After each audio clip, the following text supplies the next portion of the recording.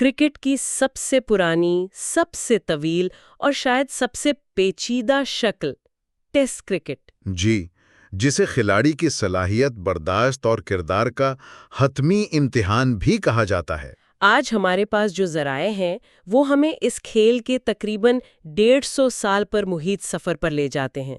اور یہ صرف تاریخ نہیں ہے، یہ ایک طرح سے بلے اور گیند کے درمیان طاقت کی ایک مسلسل کشمکش کی کہانی ہے۔ بالکل، کبھی بلے باز حاوی ہوئے تو قوانین بدلے گئے، کبھی گیند بازوں نے کوئی نیا ہتھیار نکالا تو کھیل کی روح ہی خطرے میں پڑ گئی۔ تو آئیے اس کی تہیں کھولتے ہیں کہ یہ جینٹلمینز گیم کیسے تنازعات، سیاست اور جدت کے طوفانوں سے گزرا۔ تو شروعات کرتے ہیں بالکل شروع سے۔ پہلا ٹیسٹ میچ 1877۔ لیکن یہ نام ٹیسٹ کہاں سے آیا؟ کیا یہ پہلے دن سے ہی اتنا سنجیدہ تھا؟ نہیں، بالکل بھی نہیں۔ یہ نام تو بہت بعد میں پکا ہوا۔ پہلا باضابطہ میچ 1877 میں میلبرن میں انگلینڈ اور آسٹریلیا کے درمیان کھیلا گیا، یہ تو سب جانتے ہیں۔ جی، لیکن اس وقت اسے ٹیسٹ کوئی نہیں کہتا تھا۔ یہ اصطلاح دراصل صحافیوں نے استعمال کرنا شروع کی۔ اچھا، تو یہ میڈیا کی ایجاد تھی؟ ایک طرح سے جی۔ ان کا خیال تھا کہ ایک تجربہ کار انگلش ٹیم نوآموز آسٹریلیائی کالونیوں کے خلاف خود کو ٹیسٹ کر رہی ہے۔ مطلب ایک بڑے اور چھوٹے بھائی کا مقابلہ تھا جسے بعد میں باقاعدہ نام مل گیا۔ بالکل۔ اور اسی مقابلے سے کرکٹ کی سب سے بڑی دشمنی ایشز کی کہانی بھی جڑی ہے۔ جو کمال کی بات یہ ہے کہ یہ کسی ٹرافی کے لیے نہیں بلکہ ایک اخبار میں چھپے طنزیہ مرثیے سے شروع ہوئی۔ جی، اور یہی اس کی خوبصورتی ہے۔ 1882 میں جب آسٹریلیا نے پہلی بار انگلینڈ کو اس کی سرزمین اوول کے میدان پر ہرایا تو یہ انگریزوں کے لیے ایک قومی سانحے جیسا تھا۔ تو اس پر ایک اخبار دی اسپورٹنگ ٹائمز نے وہ مشہور مرثیہ شائع کیا۔ جی، کہ انگلش کرکٹ کی موت واقع ہو گئی ہے اور اس کی میت کو جلا کر راکھ یعنی ایشز آسٹریلیا لے جائی جائے گی۔ یہ تو گہرا طنز تھا۔ بہت گہرا، اور یہ انگریزوں کے دل پر لگا۔ اگلی بار جب انگلش ٹیم آسٹریلیا گئی تو ان کے کپتان ایوو بلائی نے قسم کھائی کہ وہ ایشز واپس لینے جا رہے ہیں۔ اور تب سے یہ علامتی جنگ آج تک جاری ہے۔ بالکل۔ تو مطلب شروع میں صرف یہ دو ہی بڑے کھلاڑی تھے، کھیل باقی دنیا تک کیسے پہنچا؟ جی، جنوبی افریقہ 1879 میں تیسری ٹیسٹ کھیلنے والی ٹیم بنی، اور پھر 1909 میں ان تینوں ممالک نے مل کر امپیریل کرکٹ کانفرنس بنائی، جو آج کی ICC کی ابتدائی شکل تھی۔ جی ہاں، اور نام سے ہی ظاہر ہے یہ برطانوی سلطنت کا ایک کلب تھا۔ تو کیا اس کلب نے کوئی بڑا ٹورنامنٹ کروانے کی کوشش کی جیسے آج ورلڈ کپ ہوتے ہیں؟ ایک کوشش ہوئی تھی جو بہت بری طرح ناکام ہوئی۔ اچھا۔ 1912 میں ان تینوں ٹیموں کے درمیان ایک سہ فریقی ٹورنامنٹ رکھا گیا، لیکن اس سال انگلینڈ کا موسم اتنا خراب تھا کہ زیادہ تر کھیل بارش کی نظر ہو گیا۔ اور تماشائی؟ وہ بھی نہیں آئے۔ یہ تجربہ اتنا ناکام رہا کہ اس کے بعد تقریباً 60 سال تک کسی نے دوبارہ ایسی کوشش نہیں کی۔ اور پھر آتی ہے 1930 کی دہائی، جب کھیل میں ایک ایسا طوفان آیا جس نے اسے ہمیشہ کے لیے بدل دیا۔ میرا اشارہ باڈی لائن کی طرف ہے۔ آپ نے بالکل صحیح کہا، اور اس کی وجہ تھے صرف ایک شخص، سر ڈان بریڈمن۔ ایک ایسا بلے باز جو ناقابل تسخیر تھا۔ بالکل۔ 1930s کی سیریز میں انہوں نے اکیلے 974 رنز بنا ڈالے تھے۔ انگلینڈ کے لیے یہ صرف کرکٹ کی شکست نہیں تھی، یہ ان کی انا کا مسئلہ بن گیا تھا۔ تو انہیں بریڈمن کو روکنے کا کوئی راستہ نہیں مل رہا تھا؟ کوئی راستہ۔ اور یہی سے بلے اور گیند کی جنگ ایک نئے اور بہت خطرناک موڑ پر آ گئی۔ اور اس کا حل نکالا انگلینڈ کے کپتان ڈگلس جارڈین نے۔ انہوں نے جو حکمت عملی بنائی اسے فاسٹ لیگ تھیوری یا باڈی لائن کہا گیا۔ یہ تھی کیا اصل میں؟ دیکھیے، جارڈین کا ماننا تھا کہ اگر آپ بریڈمن کو آؤٹ نہیں کر سکتے تو انہیں ڈرا کر رنز بنانے سے روک دیں۔ ڈرا کر؟ جی، باڈی لائن میں تیز گیند باز وکٹوں کو نہیں بلکہ بلے باز کے جسم کو نشانہ بناتے تھے۔ تیز شارٹ پچ گیندیں سیدھا جسم پر۔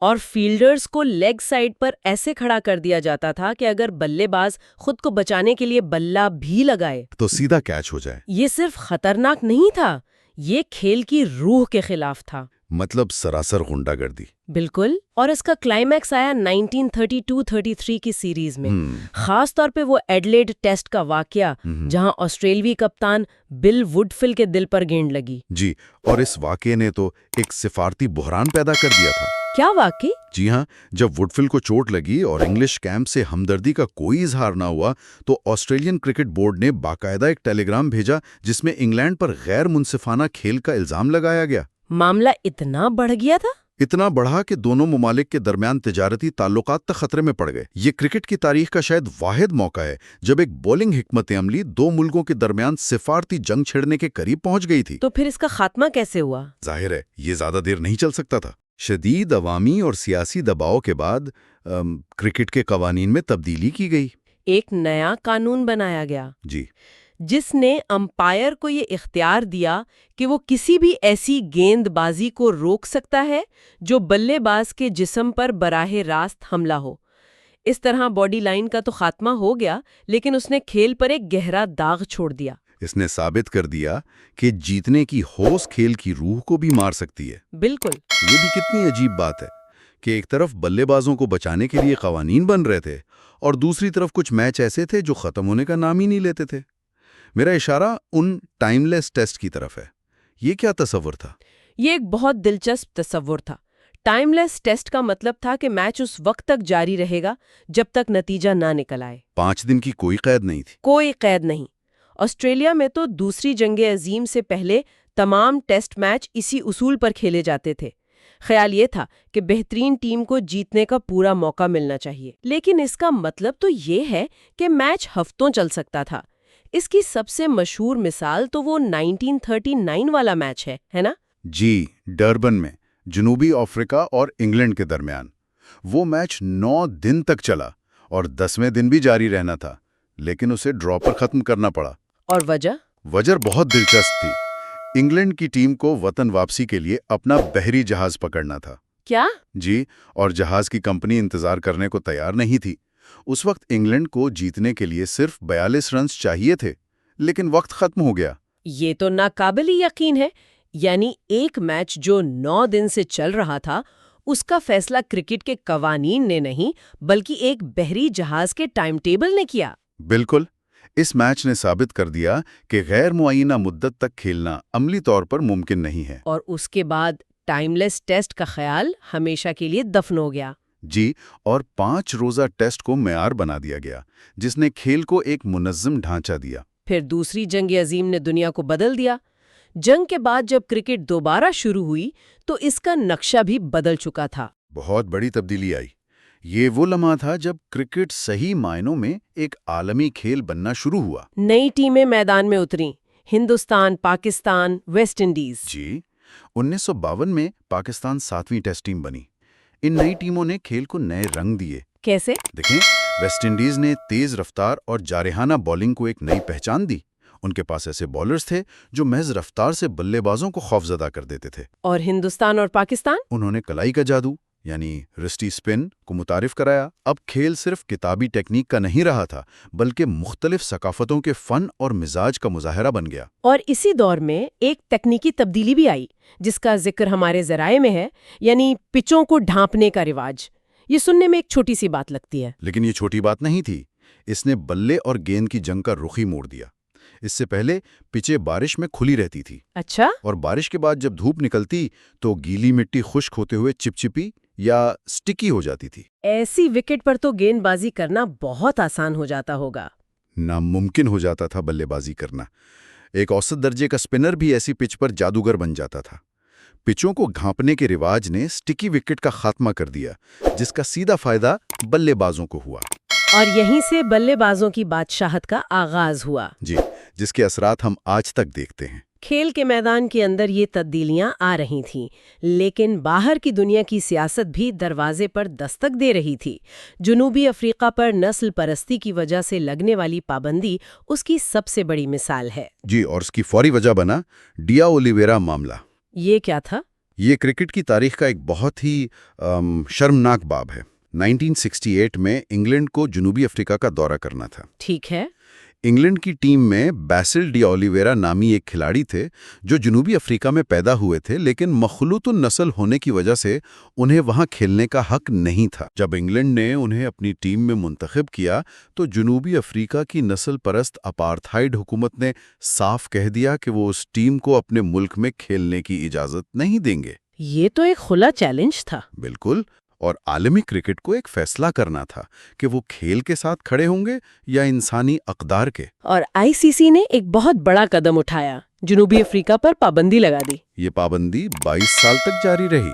جی، اس نے جنوبی افریقہ کے کرکٹرز کی ایک پوری نسل کو عالمی سطح پر کھیلنے کے موقع سے محروم کر دیا۔ بیری رچرڈز اور گریم پولاک جیسے عظیم کھلاڑی صرف چند ٹیسٹ میچ کھیل کر ہی رہ گئے۔ لیکن دوسری طرف اس پابندی نے عالمی کھیلوں کی دنیا میں ایک مثال قائم کی۔ بالکل، کہ کھیلوں کو سیاسی اور سماجی انصاف کے لیے ایک آلے کے طور پر استعمال کیا جا سکتا ہے۔ اور یہ پابندی بالآخر 1991 میں ختم ہوئی، نیلسن منڈیلا کی ذاتی درخواست پر۔ جی، یہ ایک بہت ہی جذباتی لمحہ تھا۔ اور اسی دوران جب دنیا بدل رہی تھی، ٹیکنالوجی نے بھی خاموشی سے کھیل میں قدم رکھ دیا۔ 1992 میں تھرڈ امپائر کا نظام آیا۔ جی، اس نے امپائرنگ میں انسانی غلطی کے امکان کو کم کر کے کھیل کو مزید شفاف بنا دیا۔ شروع میں یہ صرف رن آؤٹ اور سٹمپنگ کے لیے استعمال ہوتا تھا۔ اور ایک دلچسپ حقیقت یہ ہے کہ اس ٹیکنالوجی کا پہلا شکار سچن ٹینڈولکر بنے۔ جی، وہ جنوبی افریقہ کے خلاف ایک میچ میں تھرڈ امپائر کے ذریعے رن آؤٹ قرار دیے گئے۔ یہ ایک نئے دور کا آغاز تھا۔ تو اس ساری گفتگو کو سمیٹیں تو یہ بات سامنے آتی ہے کہ ٹیسٹ کرکٹ، جسے ہم اکثر ایک سست اور روایتی کھیل سمجھتے ہیں، در حقیقت اپنی 150 سالہ تاریخ میں مسلسل بدلتا رہا ہے۔ بالکل، یہ صرف بلے اور گیند کا کھیل نہیں رہا، بلکہ قانونوں، ٹیکنالوجی اور عالمی سیاست کی لہروں کے ساتھ ساتھ بہتا رہا ہے۔ باڈی لائن تنازع سے لے کر اپارتھائڈ کے خلاف موقف تک، اور ٹائم لیس ٹیسٹ کے خاتمے سے لے کر تھرڈ امپائر کے استعمال تک، اس کا سفر اس کی لچک اور وقت کے ساتھ چلنے کی صلاحیت کا ایک زبردست ثبوت ہے۔ اس سے یہی پتہ چلتا ہے کہ اس کھیل نے اپنی اصل پہچان، یعنی 5 دن کے صبر آزما امتحان کو کھوئے بغیر خود کو ہمیشہ نئے دور کے حساب سے ڈھالا ہے۔ بالکل صحیح۔ ہمارے ذرائع میں ڈے نائٹ ٹیسٹ اور 4 روزہ میچوں پر جاری بحث کا بھی ذکر ہے۔ تو سامعین کے لیے سوچنے کا سوال یہ ہے کہ کیا ٹیسٹ کرکٹ کی بقا کا انحصار مزید تبدیلیوں پر ہے؟ کیا اسے اپنی بنیادی شناخت یعنی 5 دن کے حتمی امتحان کو بھی بدلنا پڑے گا؟ یا پھر گلابی گیند سے رات میں کھیلنا جیسی نئی اختراعات اس کی مقبولیت کو ایک نئی زندگی دے کر اس کی تاریخی میراث کو مزید مضبوط کریں گے؟